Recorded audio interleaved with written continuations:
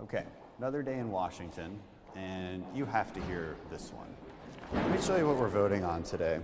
This bill is called Protecting Americans with Preexisting Conditions Act of 2019. Not too bad. We all agree we should protect Americans with preexisting conditions. But is that what this bill is really about? Let's read the text. It's not that long. Beginning April 1st, the Secretary of Health and Human Services and the Secretary of Treasury may not take any action to implement, enforce, or otherwise give effect to the guidance entitled State Relief and Empowerment Waivers, and the secretaries may not promulgate any substantially similar guidance or rule. Okay, from the text you can tell that it has nothing to do with pre-existing conditions. So what does this have to do with?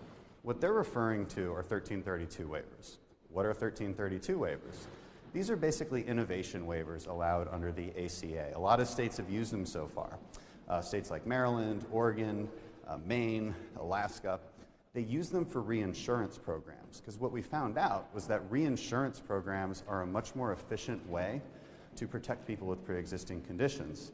Obamacare requires that you protect pre-existing conditions via the exchanges. Okay, well when you do that, premiums rise for everybody.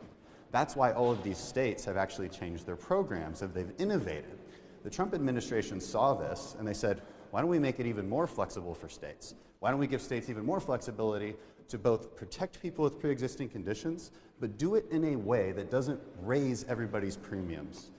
So then you gotta ask yourself, why is this bill called the Protection for the People with Pre-Existing Conditions Act? Because this is the height of cynicism. This is the height of political cynicism. Democrats are trying to get people to think that we as Republicans are voting against this because they're trying to get people to think that we're against protection for pre-existing conditions. That's not true at all. We're against bad policy. And this is both bad policy and political cynicism. It's a lie, it's dishonest, and it's really sad to see. So share this video, tell everybody the truth. We are not voting against protection for pre-existing conditions.